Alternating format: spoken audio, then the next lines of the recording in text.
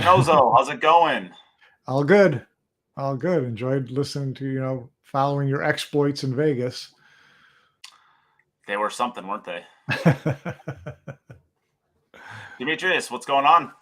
You're what's going on, Nate. You're hitting them good, man. Seriously, that's really exciting. I'm glad in the middle of all the work you do to promote pool that you get a chance to participate in this fine leisure pastime. So good job. Yeah, bar table valleys. Woohoo! Nothing more fun than playing some valley bar table pool, huh? Well, I just in case. heard they tightened up the packets up there to 6 inches. I was going to say you'll be ready. You'll be ready if you ever play a bathroom event. Oh, come on! I'm just taking a shot. I know they're tightening up the tables. I'm just taking a shot. Your guys' words hurt. It's just so rude. All right, all of it's well warranted. Let's get jumped into some pool because I basically have been MIA since, I guess 2 weeks ago. And it is because I was playing in the VNEA World Championships or whatever the heck they call it. I think that's what they call it. And I had every intention of doing a podcast live from out there. And then to be honest with you, I forgot. You kind of just lose track of the days when you're in Vegas. And, when you're there for 12 days, no days really seem the same. And I honestly just lost track of what day it was. And I realized on Wednesday afternoon that, holy buckets, I didn't do a podcast this week. And I'm kind of like, I'm okay with this. Not bad. Fine. So it was nice to take a little break, I guess. And hopefully everybody's okay with that. I played a lot of pool. It was fun. So let's get jumped into what happened while we were gone. Let's start out with, I guess, do we want to start out with the Sandcastle Open? Yeah, I think Greg deserves a shout out for this. Yeah, go ahead, Nate. Yeah, go Greg Hogue. That's pretty cool. Greg Hogue wins the Sandcastle Open and runs through the B-side, beating I guess every big name that went to that event. For the most part, pretty cool for him.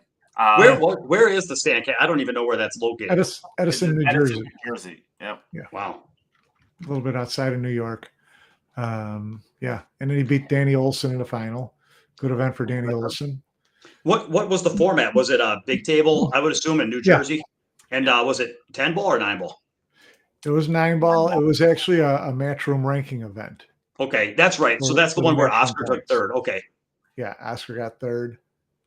And Jason didn't. And neither of them were happy. Yeah, Jason ended up losing to Derek Daya. I don't exactly know who that is. I probably should, since he ended up going on to beating Raymond Linares afterwards. And he's a great player. He beat Lucas Francisco Werner, who's been hitting him really, really good. He must obviously be a great player. Yeah, I guess. Greg Hogue didn't come through the B side. Why did I think he went through the B side? He won the A side outright. Yeah. Yeah, I knew that he won it. Didn't he beat Oscar in the hot seat? Yeah, and then he beat him again in the finals. Oh, well, no, sorry, he didn't. He beat Danny Olson in the finals, but right. By the same scoreline, 7-5. That's a pretty incredible finish for Greg Hogue. Yeah, great job by him. And he had to play, on top of it, he had to play Danny Olson in the second round, too. So he beat Danny Olson twice. And Danny came back all the way through the B side. Good for him. Yeah. Yeah, I'm looking at some of Greg's wins. Levy Lampion, he's a local player to there, but he hit some really, really, really strong. He beat Jonathan Hennessy, the fastest player in pools ever known. Oscar Dominguez, Danny Olson. I mean, if you want to talk about having to go through the top players, I mean, the only top player he didn't play, I guess, is Shane Wolford and Jason. So, go Spanky. Yeah, right. Heck of a win, man. That's good for him.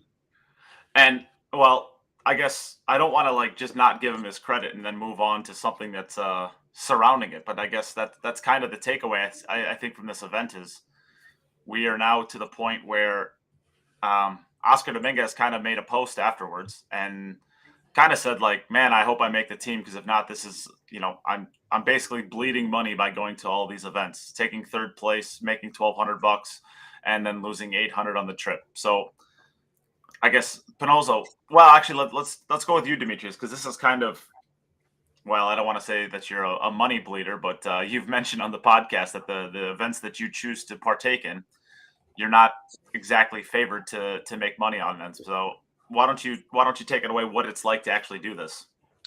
Yeah, it's so what just to kind of zoom in on what Oscar said, Oscar would like to make the Mosconi Cup team. He's not a spring chicken anymore. He's only got so many years at the top of his game, and he'd like to get out and compete and represent our country. So the way to do that is to, you have to have a certain number of Mosconi Cup points that you earn through cashes in the Mosconi events. So he's trying to play those events. So the problem is, and this is not just a problem with Mosconi Cup. This is actually a problem that a lot of pool players face. Is that opportunity? You have to go to all these events because if you can only afford to go play 3 events, but you're up against a bunch of guys that have the backing to go to 10 events, well, then even if you outperform them on a tournament by tournament basis, you might lose just through sheer volume of at bats. So he is really trying to get to the Mosconi Cup team. So he's making an investment where he's going to play all these tournaments. And each trip, one of the things that makes it really tough in the United States is travel is very expensive. I mean, inflation is a real thing, hotel and airfare. He's spending $2,000 to go play a tournament where he plays a tournament with a bunch of strong players, fights his way to third place. The prize money is $1,200, so he loses $800 to spend a weekend competing, which means he's giving up not just money but time too. He's leaving his business. The opportunity cost is a huge thing too that a lot of people don't realize. And so anyway, he spends a lot of money to go play, and he's been doing this event after event, and he's out there spending thousands of dollars losing money and just to try to earn enough wins to get on the Mosconi Cup team. And so his concern is, man, if he doesn't get on the team, then he just lost, a lot. And I think, yeah. So it's that, and I just wanted to kind of spell it out for people that aren't super dialed into that scene. So it's a tough situation to where his opinion, and there's a lot of people that feel that our Mosconi Cup qualification process should highlight our best players and not the players that have the deepest pockets in terms of being able to lose money. Like it shouldn't be a bidding war of who's willing to lose the most money over the course of the year, accumulating points in tournaments that don't pay for themselves. I guess that's the feel. Panozzo, what do you think? Well, I think there's a lot more to it than that, Demetrius, in this specific case, because I don't think Oscar minds spending to chase Mosconi Cup. And I kind of disagree with you a little bit on, deepest pockets. No, if you can only afford to go to 3 tournaments, but you finish higher than everybody else in those 3 tournaments, you should be able to afford to go to a 4th tournament if you're playing that well, because the prize money should be there. So, you have to invest in the chase, no matter what level of player are, and you're not going to get to that level unless you're playing in all these events. That's just an aside. As far as this particular event, I think what hurt Oscar the most is that he didn't get what he thought he was going to get, and that is, it was billed as a $5,000 added event, and a lot of players didn't read the fine print, and it said based on entries. I can't believe in 2022 pro events are doing added money based on entries. I thought that was a thing from pre-2000 that went away a long time ago. So I can't even believe someone did that. Then there were green fees on top of that at a pro tournament. Okay, don't buy that either. So now the added prize money got chopped down to $2,500, which affects all the top, prizes. And he was playing for the hot seat, and the final payouts still hadn't even been decided yet, or even been published yet.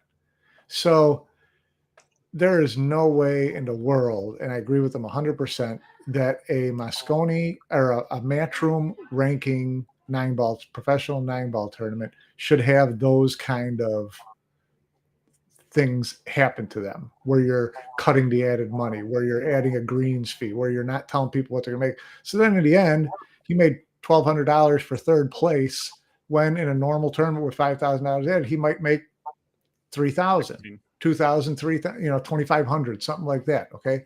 So now if it comes to the end of the year and he misses Moscone Cup by $700 because he chased a tournament that only 32 players went to and he was doing his job, I would be pretty hacked off. So from that standpoint, I think that's the biggest gripe that Jason Shaw also was very vocal after the tournament, and that Oscar was very vocal about, was that, if they're telling you what the opportunity is, it better be the opportunity that they've told you about. And, as someone here mentioned, how about Matchroom adding 10,000 for every event they sanction? Matchroom's allowing people to be part of the equation, right? So they shouldn't add money to it. They should demand that if you want to be in our ranking system, you have to add a minimum of $10,000. And I would think going forward, they're going to get to that point, or otherwise, you don't earn ranking points at that event. So, that's a good way to protect the players as well. So, that's kind of my view of it. Demetrius? Well, yeah, and I guess I was just kind of thinking about it. I think that what we wish, and I don't disagree with anything Mike had to say, and I appreciate you calling attention to it. It's not about the money for the dollar amount so much as it's about the money earned towards the Moscone rankings. I appreciate the clarification. I guess for me, it's easy for everybody in the chat or anybody listening or looking at it to be like, well, why don't we just have more money, or why don't we have it? But the problem is, it's the costs have just gone up. It's like there's no magical pot of gold that we can just borrow from for pool. Travel is very expensive right now. I mean, hotels are very, very pricey. Airfare is very, very pricey. And so when you have to spend $1,200 for a 3-day tournament between airfare and hotel, or getting from Uber to the whatever, it's just, now suppose you've got 100 players to go to a tournament. Well, that's 100 times 12, 1,000. I mean, you're talking about over $100,000 in travel expenses from all the players. And so how do you make it so that people can be profitable if you look at like the average player, you have 100 players, you're in for over 100,000 in expenses. You got all these players coming here. Now they're all looking, saying, okay, now give us payouts to where we can all make money. It's like, well, your entry fees are a few hundred. How are we going to pay out over $100,000 in entries to make it profitable? Clearly, this is a losing equation. So a lot of people are going to be losing a lot of money to go to pool tournaments. And that's why, I talk about it being a struggle of, kind of deep pockets. There's a reason why the players that are traveling around typically are young. Oftentimes they don't have children or jobs, because the amount of sacrifice it takes to go play, it's going to rule out people that have more obligations. And so it's already kind of, but that's not really anybody. Nobody set it up that way. That's just the nature of the world we live in, where that's how things work. And so I do empathize with Oscar, especially though, because he does have a business and he does have children, and he has a lot on his plate. So it's a big sacrifice for him to make to go out and try to do this. And so I guess to your point, Mike, we can't wave a magic wand and make it easy for people, but we can have full disclosure so that people know what they're getting when they go places and when they make these decisions. So nobody should have to make a huge sacrifice and then be told that it was kind of a dead end. Yeah. Yeah, they got the rug pulled out from under them, and that's just, it's not fair and it's not professional. And I would think that, I actually pinged Matchroom about the event and asked what their thoughts were on it, and Emily responded that they've heard about it, they're looking into it, they want to they would be troubled if all that was true, but they're going to do their due diligence before they come out and respond to it. And I think what you're going to find out is, if you want to be a points tournament in 2023, there's going to be some stiffer guidelines that you have to measure up to. And that's fine. And it's still going to be hard on players, and they're still going to have to spend a lot of money chasing those dreams, but that's the way it is in any professional sport. I mean, you shouldn't make money if you finish 128th. I mean, come on, you've got to get in there. And if you want to be the best, it's going to cost you. There's investment to do that. So, I still think that the system that they're trying to help put together is the right one. They just have to tweak it and fine tune it. And things like this, just you can make. I give everybody a first mistake. Just don't make the same mistake twice. I would tend to agree with that. What do you guys think about? I guess not trying to pull us completely out of this discussion, but what do you guys think about having a player auction at one of these types of events? The Calcuttas? Yeah. I mean, that's pool in America. I mean, and it really, that's just side action for people who want to gamble on match. It's pari-mutuel betting essentially. I mean, the players, a lot of them get a little piece of it, but not all of them are actually invested out of pocket into it. So it's just like someone else adding money to the event, only the players don't get much of it. Yeah, I think there's a lot of concerns about a lot of people have ideas about, what image the sport needs to be successful and then what image Calcuttas have. To me, I guess I'm more old school where I look at it kind of like Mike does, where, if you don't want public betting at a matchroom event, that's one thing. But this is like a qualifying event, and what happens stays there. It's like, and even at matchroom, I'll tell you, just ask Molina Mike. Like he bets on matches all the time. Like betting is a part of pool, and I think it's a big part of pool. And so if you don't want to, I mean, honestly, I think that there's a lot of room to publicly endorse it and incorporate it with what we're doing. I think that might be good for the game. But even if we think it's bad for the game, I don't think you're going to stop betting. So all you can do is just say, hey, the Calcutta is being run independently. It has nothing to do with our event. We're putting on this event. Here's what we're doing. If y'all want to bet on the side, do what you want to do. Yeah. So then I guess based off what you're saying there, does that fundamentally change the way the Calcuttas are executed? Meaning like if it's completely off to the side, it's independent, should the players still have the opportunity to buy their half? Well, people, I mean, should is a weird word. That implies a lot of entitlement. I think if it's independent, players, people that are running Calcuttas can do whatever they want. They can take money out of the Calcutta. They can allow players to buy half themselves or not. They can do whatever. Sometimes they auction off the field. Other times, if nobody bids on a player, they just keep the field as a free roll for the tournament director, for whoever's running the Calcutta. I think as long as it's disclosed up front, they say, hey, here's what we're doing, and then people can participate or not participate, and that can be policed socially, not through some kind of official means. Yeah. I mean, you're talking about the opportunity for players to make a little more money by all the expenses they have to pay to go to a tournament that's got a $4,000 first prize. I mean, you go to a lot of these tournaments, the Calcutta is 3 times the size of the prize fund. So, it's opportunity. Well, I'll say this. Well, we're gonna get into this because obviously you can make a lot of money with these $4,000 event tournaments because we're watching Fedor basically create generational wealth by playing in all these events. So we're going to talk about that in a little bit, but yeah, I guess at this point, is there anything else that we want to talk about for the Sandcastle Open? No, not for me. I just think, it was unfortunate the way it went down. And, for pro events that are trying to reach a certain level, this really can't happen anymore. Yeah. I mean, I feel a little bit for the promoters because at the end of the day, like if you only get 32 players or whatever it is, I mean, you're kind of, if you're planning on adding $5,000 to an event, you're planning on having X amount of people there to eat and drink and blah blah blah. If Shane Van Boning would have showed up, I'm sure he would have gotten 55 more people into the door to watch Shane play. At the end of the day, like I guess.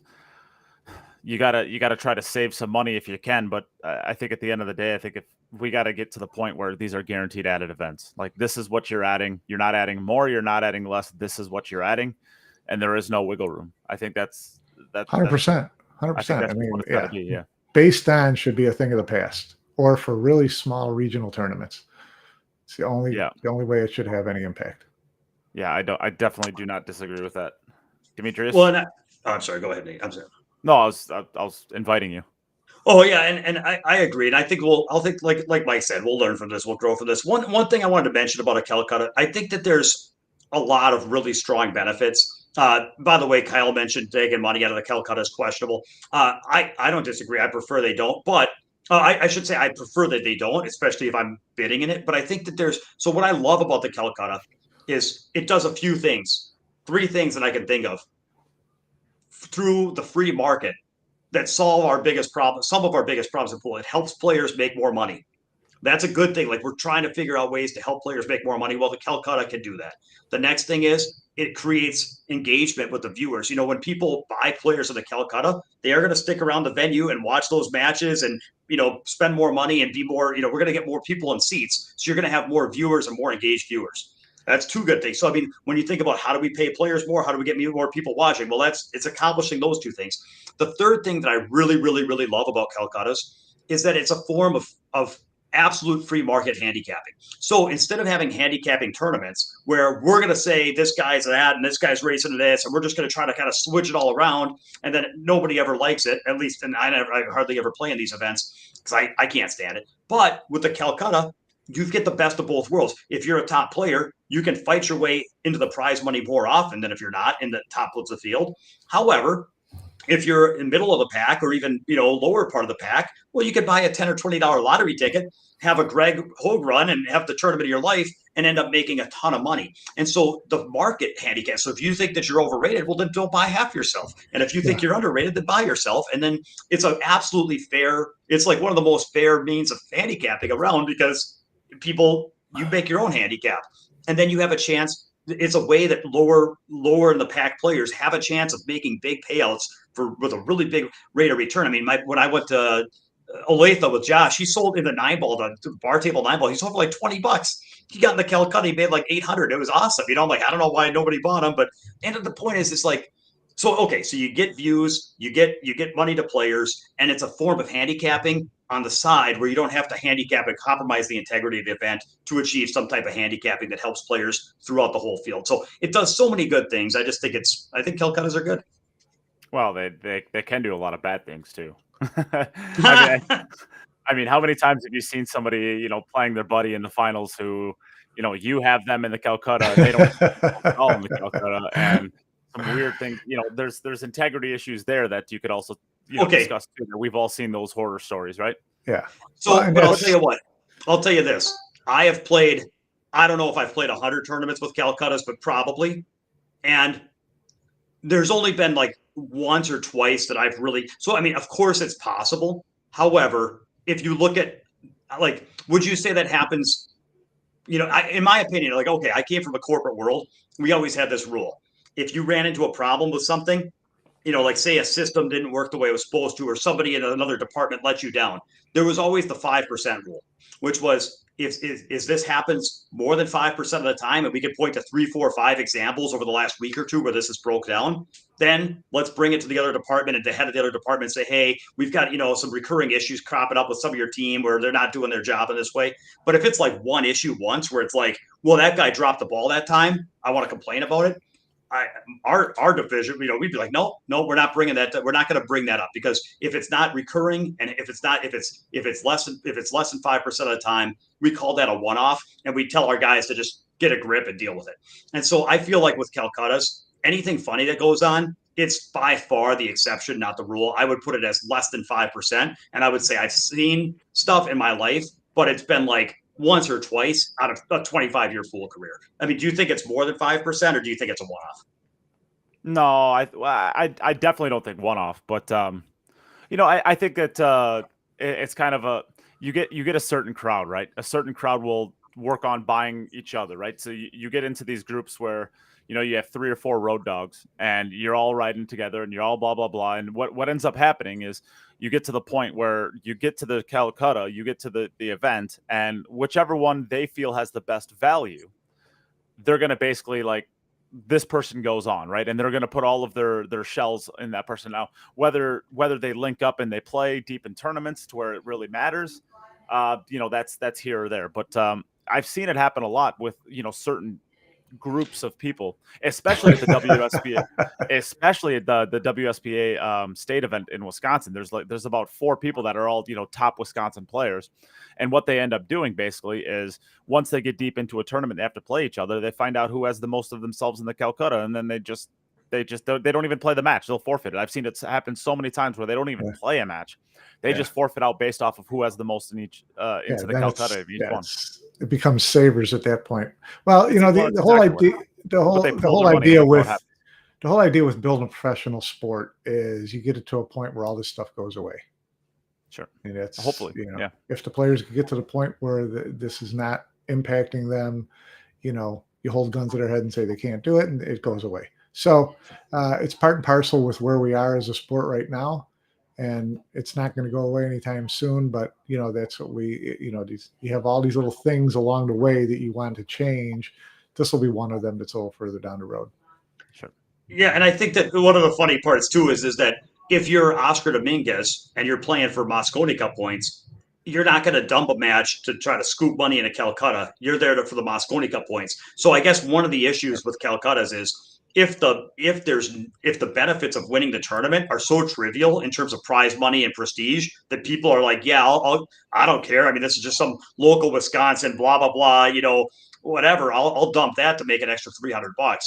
Then maybe the issue is that the Calcutta is disproportionately important compared to the tournament. Whereas if you had it to where the tournament was prestigious, like look at Greg, I will tell you that's got to be his career moment, and he's going to be glowing about that for the rest of his life. That is a lifetime achievement, and that he wouldn't give that up for $500 or $1,000. And so you want it set up to where the tournament, the prestige, the tournament, and the payouts and the whatever are enough that ranking points, I think.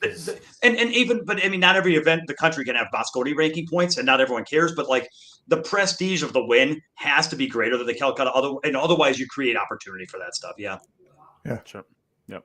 Oh, I do want to give a shout out because I saw Lonnie Fox in here. So hi, Lonnie Fox. She was my partner, my last second fill-in partner at the VNEA, and we had so much fun. Ooh, we had a fun situation come up. You want to hear this one, Demetrius? I did.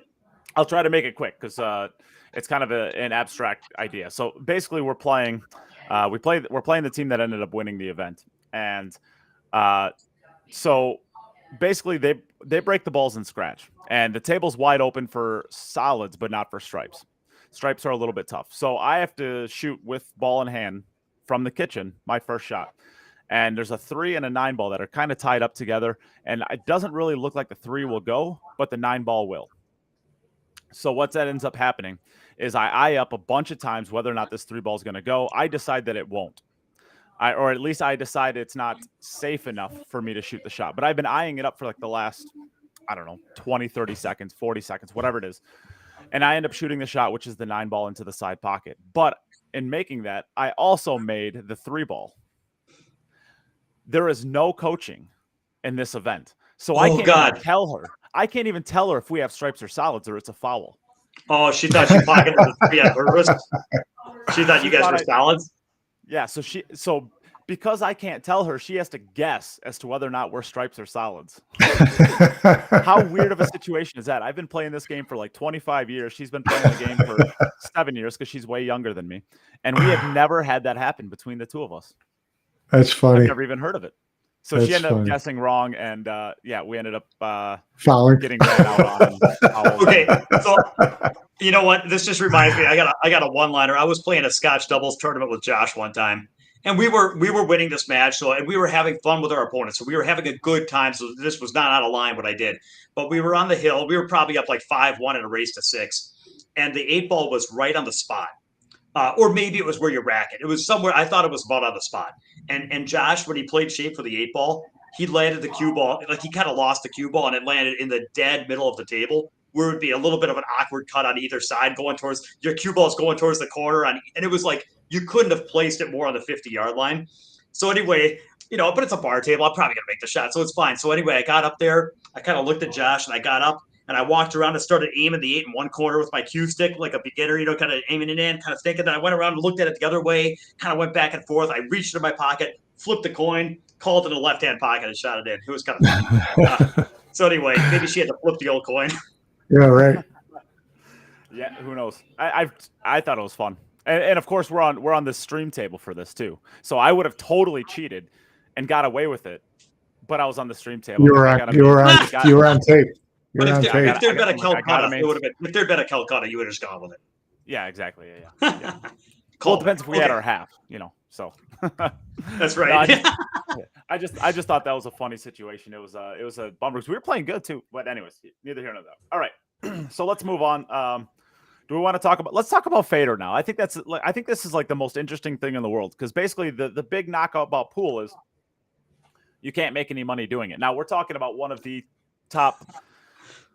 Nobody in the world is going to argue that Fedor is not a top 5 pool player, right? I don't think that anybody's going to argue that, right? Okay, so you're taking a top 5 pool player in the world and you're throwing him around to these regional events where he's playing, the top players that he's playing against are like Warren Kiamko and Alex Pegulayan. And I'm not trying to say that these guys aren't good players. What I'm trying to say is over the course of this much time, at least Alex with his game where it's at right now, Fedor is going to come out ahead most of the time. Well, it turns out he's going to come ahead every single time, basically, because here is the money standings of the year. Joshua Filler has won everything that there is to win, basically, this year. And he is $25,000 short of Fedor. And every single week, Fedor just adds another like 20,000 to this count, basically. And here's the added to that is that Fedor's output cash wise to go in, enter, and stay at these events is about 25% of what Josh's is for the event that he's going to make his money. So the net is even the difference in the net is even more astronomical, right? Well, first off, we can no longer say that there is no money in pool because we are basically at the exact halfway point in the year, and we're going to end up. So I remember about 5-6 years ago, something like that. There was 2 players over $100,000, and I'm like, oh, that's not very great. This year we're going to have a minimum, it looks like, of 10 players over 100,000. I would have, although a lot of the bigger events are, earlier on in this season, but there's still plenty of big events later on in the calendar that we're probably going to end up right around 10 players over $100,000. That, to me, that's nuts. It's crazy. Yeah, but the only thing when you say that, like, you can't say there's no money in pool. If you look at that payout list, I see Canada, I see Spain, I see, Greece, I see US. I'm sorry, Ocean, is he, is he Austria? Okay, that's right. And then, Poland. So it's like you see Germany. So you see Russia. It's like you see every different country represented in that top 10 list, which means that you've got one player in the US that's going to make $100,000 and one player in Russia that's going to make $100,000. And so then you got to look at like how many players are trying to be part of it. So when we talk about there's no money in pool, we're not saying if we just agreed Fedor is a top 5 player. So we're not saying if you're a top 5 player in the world, that's exactly, you and Filler and Shane are winning world championships and international. Like if you can win multiple international events a year, you can make money in pool. But if you're Chris Melling, or if you're John Mora, or if you're Tyler Steyer, or if you're me, or if you're you, or all the way down, like there's no money in pool except for the top 5 or 10 spots. That's what I would say. And as those top 5 or 10 spots start getting paid more, the hundreds of players that are fighting for those spots gets deeper and more competitive. So I think the proportions, the payouts at the very top change, but the proportions don't change, and the life for the majority of pool players don't change. That's it. I definitely can't disagree with that. I guess the most thing I'm trying to point out from this is like 2 years ago, there's going to be 2 players over $100,000, and now there's going to be 10. So I mean, theoretically, what's it going to look like in 5 years with the same level of growth?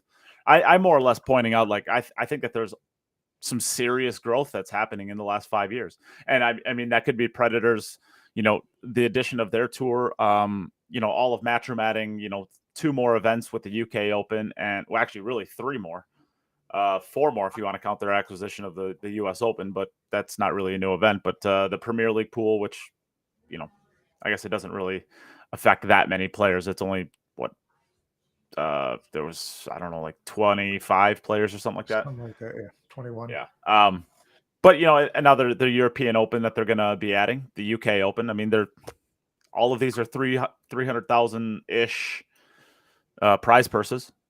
You add a bunch of those, and who knows? Regardless, it's pretty cool to see that it's happening. Yeah, the You're money's right. getting And deeper. there is a funny comment about how Dennis can't play now, and with Fedor being unable to play in the Matchroom events, there is a funny. I never really thought about that, but I mean, because you just think that these tournaments have 128 players plus, and what's one or two entries. But when you take out not just James Aranis, but Dennis and Fedor out of Matchroom, like Dennis and Fedor, when you get to guys like Filler. Dennis can play Matchroom. Dennis can play Matchroom. The thing is, Dennis just can't get to the U.S., so he can't play I'm sorry. I'm sorry. Okay, the fair same enough. events that Fedor. Yeah. Thank you. So the point is, though, is if you look at like a Filler or an Albin or a Shane, of course anybody can take a set off them, but like the number of people that can actually win the tournament there's only a handful of people that can win an event like that.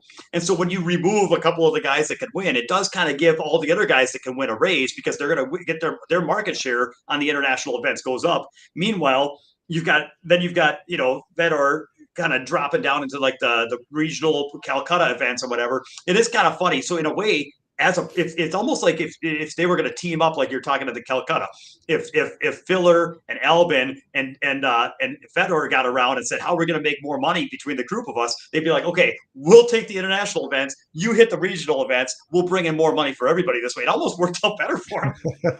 Yeah. To be honest with you, and like You I'm take a pretty year sure, off and play the regional events. Yeah, we'll flip flop it. Yeah, I'm pretty sure at one point in time I said that Fedor was going to be leading this. I feel like I got to go back and listen to some podcasts, but I think I predicted that Fedor was going to lead the money count, because he's every single weekend. Like, you say whatever you want about Joshua Filler's year, I mean, it is absolutely incredible what he is doing this year so far. To the World Pool Masters win, you can't compare Fedor's year to Filler's. I No, don't care it's what not I even don't care close. what the money says.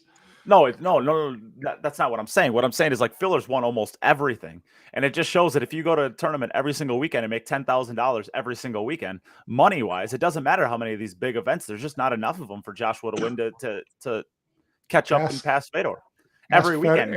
But ask Fedor if he'd rather change places with Josh right now. Oh no, of course not. I'm not trying to insinuate that. What I'm saying is, like, these events, while small and they're $10,000 at a time, $10,000 every single weekend, because you don't have Dennis to play against, you don't have Didi, another player that goes to a lot of these events. You don't have even the U.S. players now, like the top U.S. players, like Sky Woodward. Like, he's not going to any of these events hardly at all either, because he's barely going to the big ones. So, a lot of the players that used to frequent these things, they're not. And Justin Bergman's another one of those players that he just won't leave. So it's like his competition is obviously still tough with players like Goran Kiamko, Alex Pegula, and all these players that are still going to these things. But he's just a different level of player. He's going to win 10,000 almost every single weekend. It's opportunity for some younger players who want some good season to get into those tournaments. And if you spend your whole year finishing second to Fedor, you're learning a lot, and you probably still make a pretty good chunk of change. Yep. I guess. I think it's very, very funny. And but hey, I saw Tony Chohan was up there with 70 grand. What did Tony do? I was asleep at the wheel. I would assume that is a gamble. Oh, okay. Yeah. So, I mean, I think that this takes into account gambling matches too, and I'm struggling to think back to a big gambling match that he's had this year. I know he played Chip, but I thought that was last year. I could be wrong on that, but I thought that was last year. I mean, based off this list, I would have to assume that it was recent, though, because I feel like if he would have had 71,000 at the beginning of the year, he would have been leading the list the whole time. Oh yeah, he hit the Buffalo one pocket. Yeah, that's right. Oh, yep, okay, right. Okay. Yep. Yeah. The 152K Calcutta. That is so gross, man. That's unbelievable. That was good. That Calcutta was a circus. Yeah, I don't know, man. I'm not sure that they included Calcutta money and the AZ thing, but I don't think they do that. But the one pocket events, Tony has done pretty well. I'll tell you, I think if they if Shane and maybe I'm wrong on this. Did when Dennis and Sky played for the 250,000? No, they didn't add that. No. Okay, all right. So I was under the impression they did, but I'm wrong on that. I will back down. Okay, I got a quick survey for you two in the chat. Everybody in the chat. What is the most money that you've personally come out of pocket and bought someone in the Calcutta? Now, I'm kind of in the middle. I'm on the one hand, I feel like I'm kind of a nit because compared to like some of my peers, I'm not some go off where I just bet everything I have and I don't have a ton of heart and gamble according to like some guys. But like I'm not afraid to mix it up either. And so, like for me, the most money I've ever come out of pocket personally on is like 1,400. I've done that a couple times. I bought Shane one time for 1,400 in a regional event, and I bought my last one was when I got James Aranis at that tournament like a year ago, and me and Jesse Engel went halves, and we spent 1,300 apiece. We went in for 2,600 to buy Aranis. And it hit pretty big. But for me, like that was only twice that I've ever spent more than 1,000 myself on a Calcutta. For the most part, I'm buying half myself for 300. You know what I mean? So where I'm blown away. I'm blown away by where this money comes from. Like, who are the people that are spending all this? I mean, how much? What's your? So I want to know your number. What's your number, Mike? What's the biggest number? That stuff you don't want to know about is who the guys are who bring a Calcutta up to $152,000. All right, that's scary. You just stay away from them and hope for the best. I don't want to ask. Don't ask questions. That's right. Okay. It's Tony Soprano and yeah. Okay. Gotcha. I think the most I've ever actually bought. I'm a nit when it comes to Calcuttas too. Like I love taking like stabs and just like buying some random player I've never even heard of for like $20 or something in a Calcutta when nobody's actually at the Oshkosh Open this year. There was some player who wasn't there. And I liked his name. I was the one auctioning off the players at the Oshkosh Open, and I just liked his name. I thought it was a cool name, so I threw a 20 at him. He ends up taking second in the tournament, and that's me $750. So, and he never had him. He wasn't there, so he never got his half in the Calcutta. So I threw him jelly. Yeah, I threw him a little bit. But I'm like, I just like his name, so I bid on him. Yeah. It was fun. No, I think the most I've ever spent is like maybe buying half of myself at like. No, I had to have bought. I usually, if I get up above 400 in the Calcutta, I usually don't even get my half. Maybe 300, maybe. 400. Yeah, that's normal. Yeah. Yeah, I can't think of anybody else that I spent more on. Do you ever partake in Calcuttas, Mike? No. It's against Have my you ethics. ever once? No. I mean, I'm right for the magazine. I'm not going to go to a match and start gambling on people. It's bad style, bad form.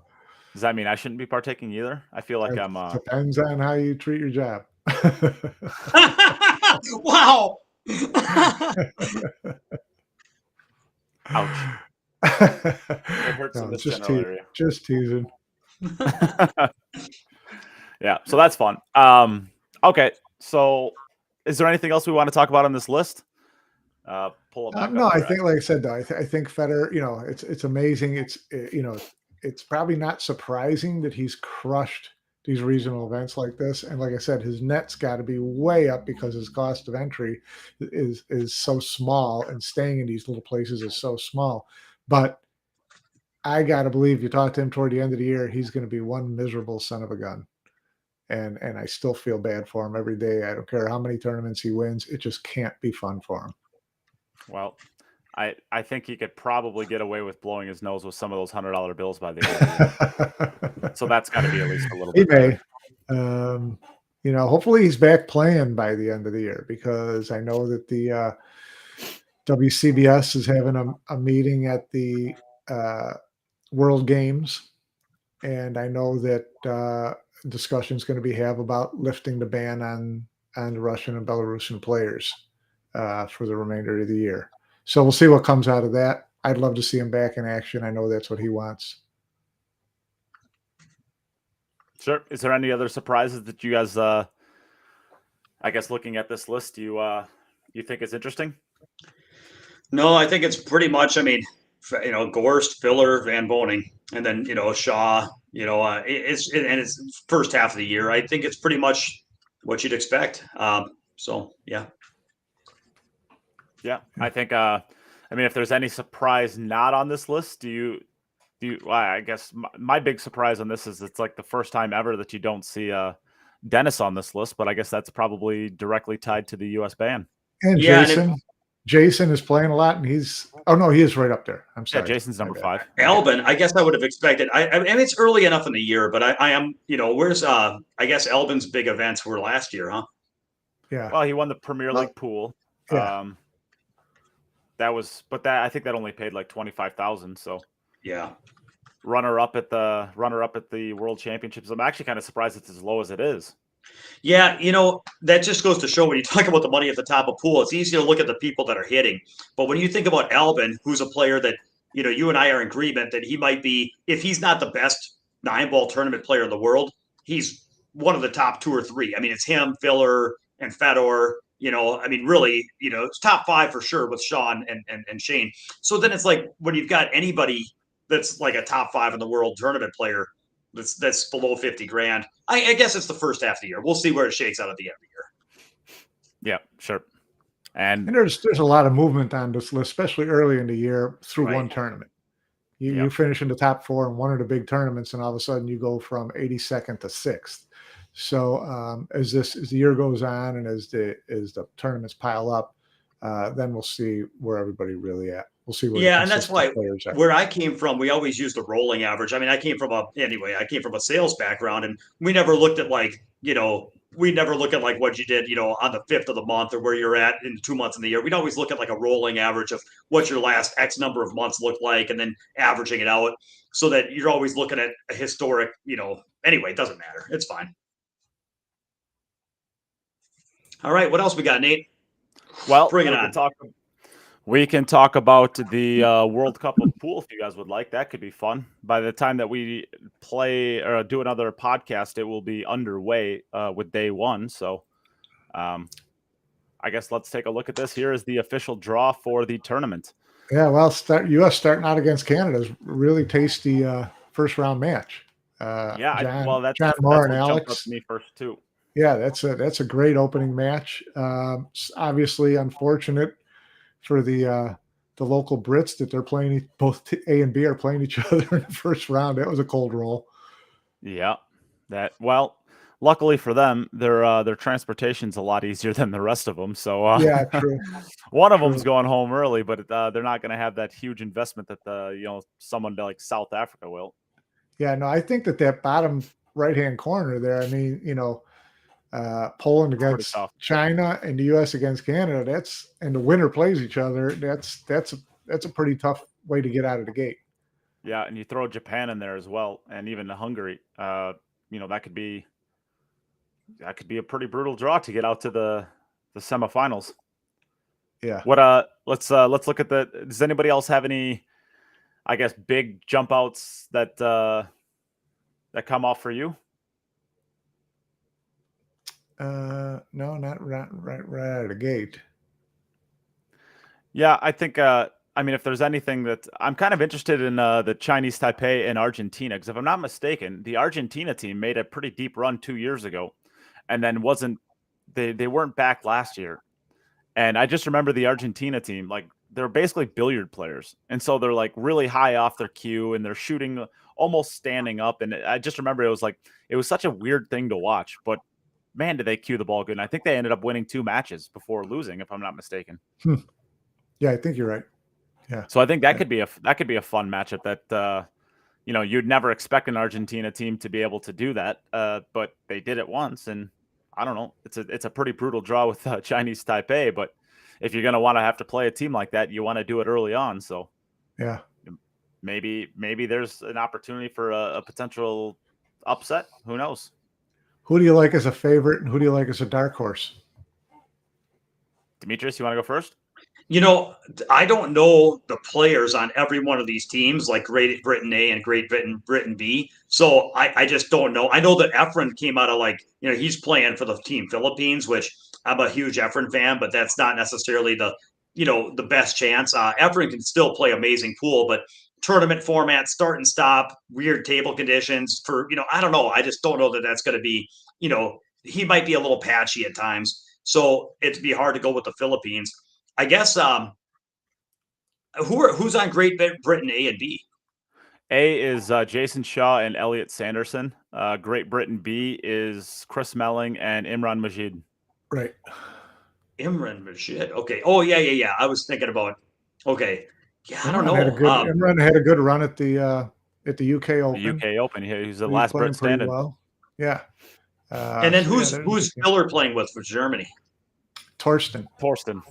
Yeah, I mean that's an interesting team. What about the dynamic? I mean, maybe Thorsten and Filler might be the favorite, and then maybe I take Poland. Can I call Poland a dark horse? No. No. Well, it's tough to, right? You got Wojciech Szewczak and Mieszko Fortunski. Boy, I don't know, man. That's a good team, but it's hard for them to win the last match or two. You know what I mean? Those are plus they've got to play a tough match right away, and first two rounds they're coming out of the gate pretty tough. So just where they're at on the bracket, I think it's pretty tough for them. But I think Germany. I think Thorsten and Filler. I'd have to pick them, or maybe who's Chinese Taipei? Is it the Cole brothers? Yeah, Yes. the Cole brothers. I think those two. I mean, how do you? Yeah, there's probably no Good dark teams. horse. There's some good teams. So there's a question out there. Why does Great Britain get two teams? The host country always gets two teams. So this has been held in the UK for the last few years, and so they get two teams every year. Last year they got three teams because Canada had to pull out at literally the last second. So that's why we got the Darren Appleton and Carl Boyce team. Yeah. For my dark horse is where's Estonia? Who's that? Is that Max Lechter? Is he from Estonia? Dennis Graba. No. Oh, Dennis Graba. Yeah. Okay, my mistake. Okay, Max Lechner's from Austria. Yeah, he's okay. playing I was actually mixing those two up. I'm sorry. Yep. Yeah. He makes them a really strong team too. Austria with Max playing this year with Albin. I mean, Mario, he was always great with Albin, but Max and Albin are sewed together at the hip. So I think that they're going to be a tough duo to handle. Yeah, I just don't know what's going to happen. I'll admit, there's times when I have an opinion. This time, I'm just overwhelmed. It's a weird format, Scotch doubles, pressure. Oh, yeah. I love Scotch doubles. I love. Yeah. Yeah. I'll answer the question. I will give you I will give you actually the Philippines as my dark horse. And I know I kind of dogged on the idea of having Efren in there, although it's a genius marketing move, but I just think that, like I said 2 weeks ago podcast, I think it's a genius marketing move. It is not the best team that you can create, but that's not what Matchroom is about for this event, so it doesn't really matter, right? This is basically a TV event, and TV events are going to be, as good as and interesting as you can make them. So, but honestly, I'm looking at their draw here, and I'm not against their draw. I think they have actually probably the softest draw of anybody that you can put out there. Who's that? The Philippines. Philippines? South Africa. They do have a great team. They have to go through my favorite, which is Spain. To get to the semis. Well, what I'm saying is, once you get to that point, you're two matches in at that point, and I could see them beating. Jason Theron is a great player out of South Africa, but I don't hate their chances there. If you line them up individually, I don't know that the South Africa's second best player plays as good as Efren, and I know that Jason does not play as good as Carlos. So, I think that, and then you look at the Great Britain A, that's basically going to be Jason. Oh, well, I mean, it's tough, but I would assume Jason and Elliot are going to win that match, although they've never played together, and Elliot's never really been on that stage. I guess he's lucky he's not going to have to play with Dennis Graba as his partner. Dennis might kill him, but I don't see why the Philippines wouldn't be able to beat a team like that and get out to the semifinals. And once you get out to the semifinals, it's still a race to 7. I don't see a reason why they wouldn't be able to, take out one big matchup with Spain. Get your story and you're sticking to it. I'm all for it. Well, to be honest, I've got my dark horse. I do have a dark horse pick. For my dark horse, I'll take Kuwait. Okay. That's also a pretty non-dark horsey dark horse.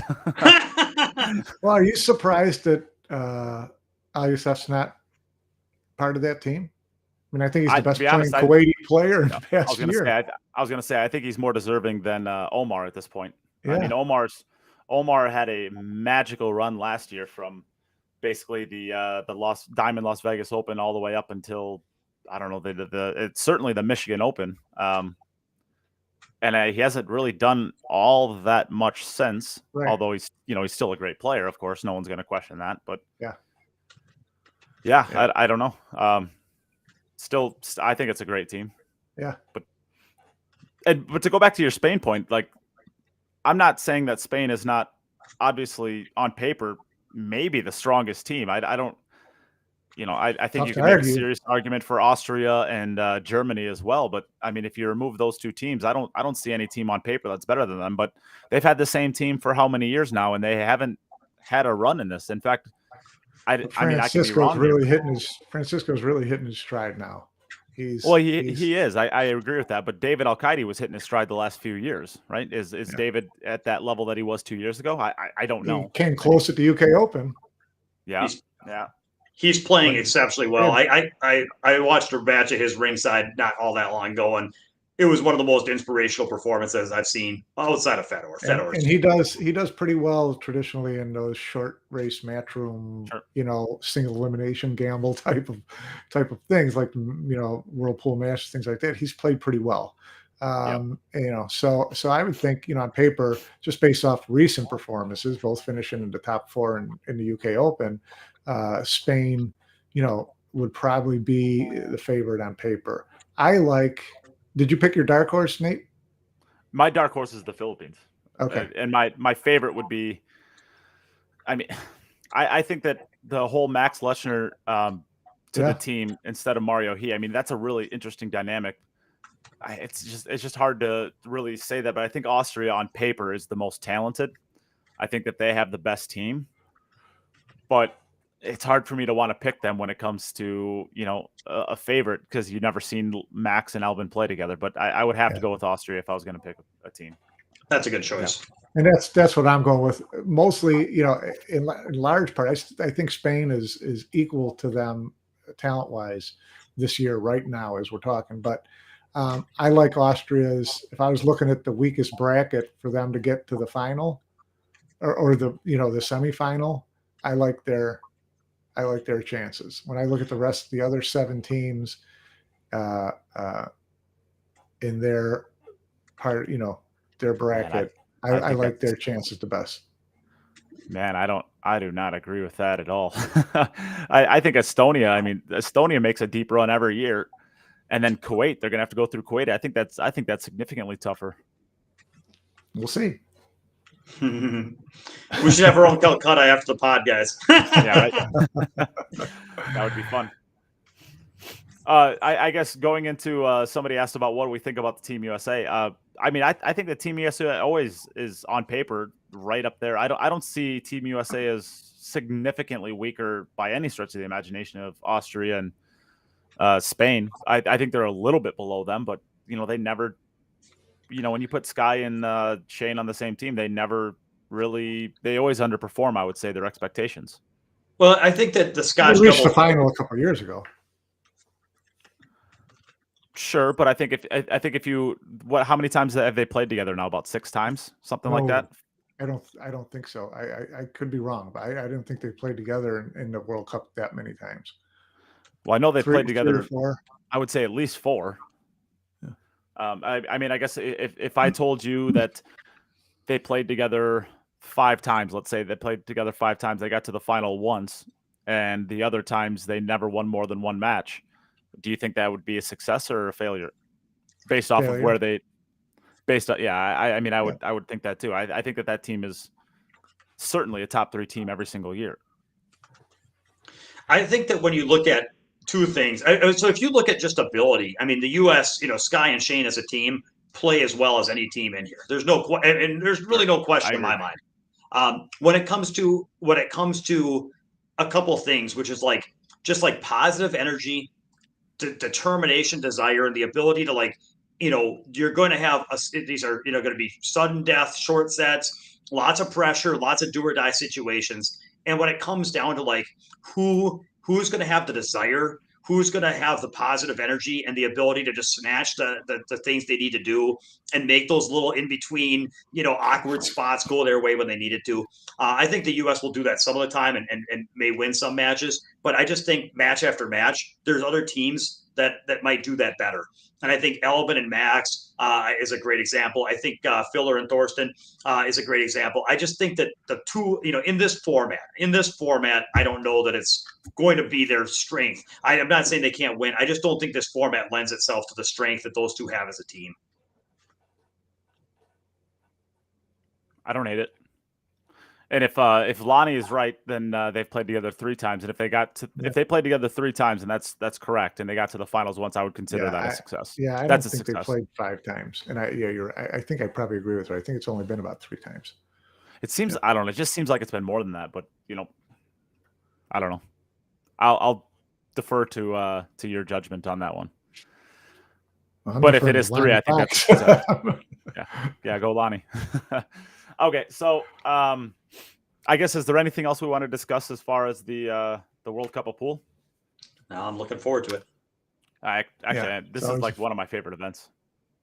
Yeah, just the Scotch double dynamic is the Scotch doubles. To be honest with you, I would. How cool would it be to extend this out to a man and woman Scotch doubles too, like a separate event? How much fun would that be? That'd be a lot of fun. Yeah, it'd be fun. I wish the player. I know they're mic'd up. I wish the players would talk more about their decisions, because that to me is the interesting part about the dynamic with the Scotch doubles is, okay, this is where I want to go. This is where I'd like to go based on you being my partner. Where do you want me to do with this? What do you want me to do with that? I kind of like that side of it. And this is not Moscone. This is not Moscone Cup, so I think that they could have a little more fun with it, the players, and there's a lot of money at stake. But I'd like to hear them talk a little more.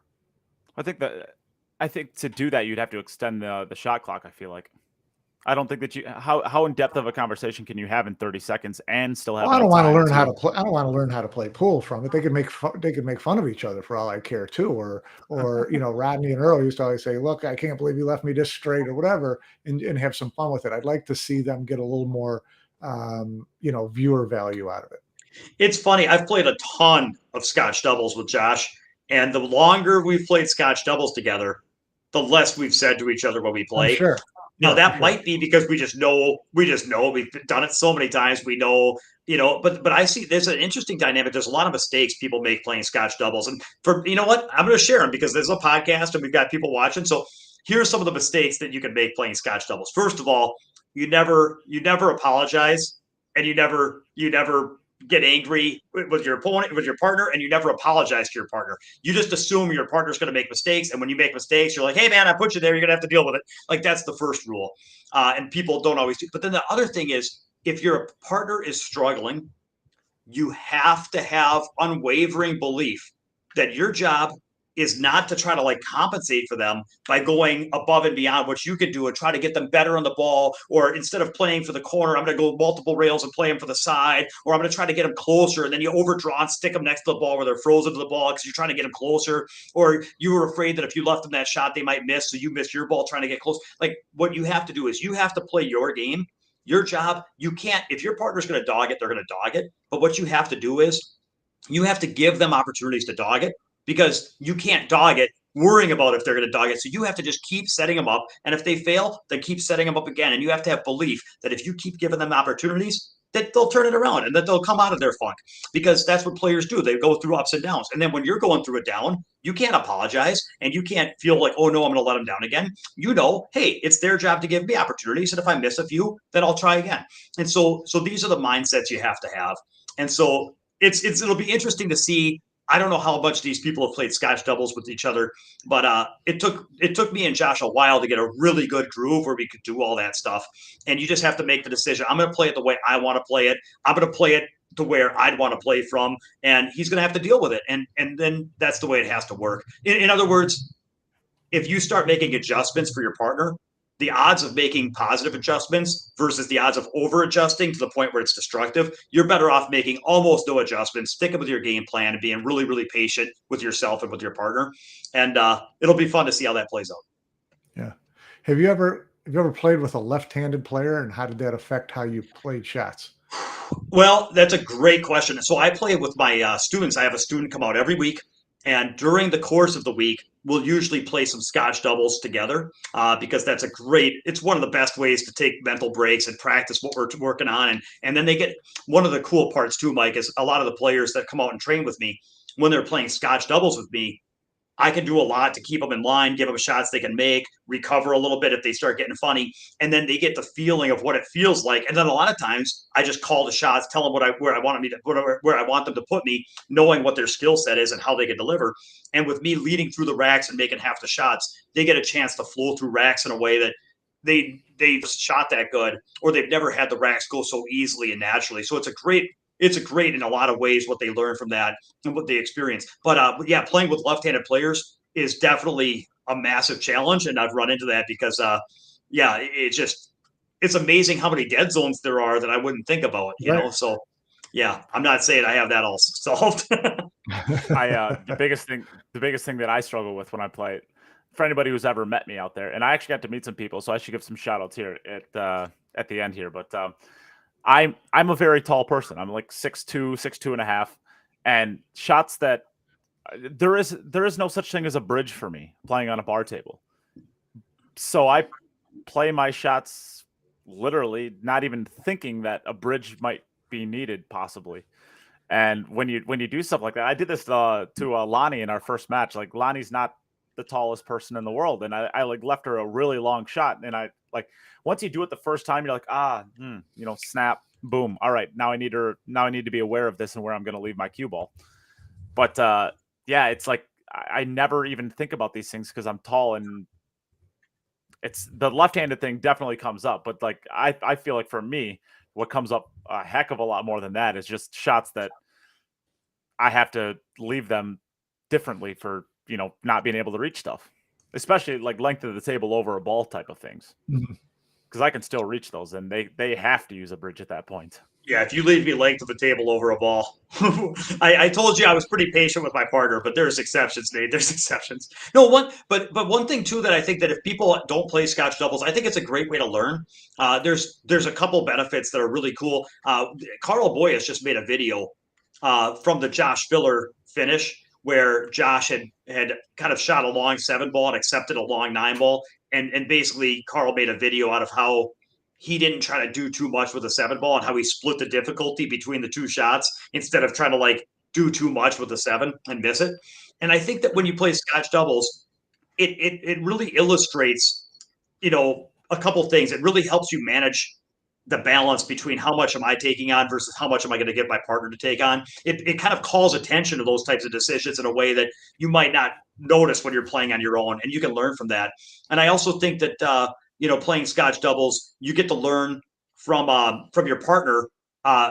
You can watch them play and be like, oh, I would have played that different. But when you're playing with somebody that plays it different, you might learn things about how to play the game because different people have different strengths. And you might realize, well, that's a better percentage. Or I would never have played it that way because I'm not very good at that shot. But maybe that's something I need to develop because I can see why, my partner is able to make that work successfully. And I want to develop that skill. And I think, you learn a lot playing Scotch doubles. So I would encourage people to try that. Yeah, absolutely. And yeah, Ryan Harmson came every time he comes down to play at the ballroom. He'll swing by the Rock usually the night before, and we'll play. I'll play him Scotch doubles, switching back and forth between right and left-handed. It's actually a very good tool to work on your opposite-handed play. It's a lot of fun. But I guess, is there anything else anybody has to discuss? Anything you guys have on your mind? No, we'll be at the Mad Apple, so I'll be at the Mad Apple on Saturday. And Nate, you're going to be there, right? No. Oh yeah. Yeah.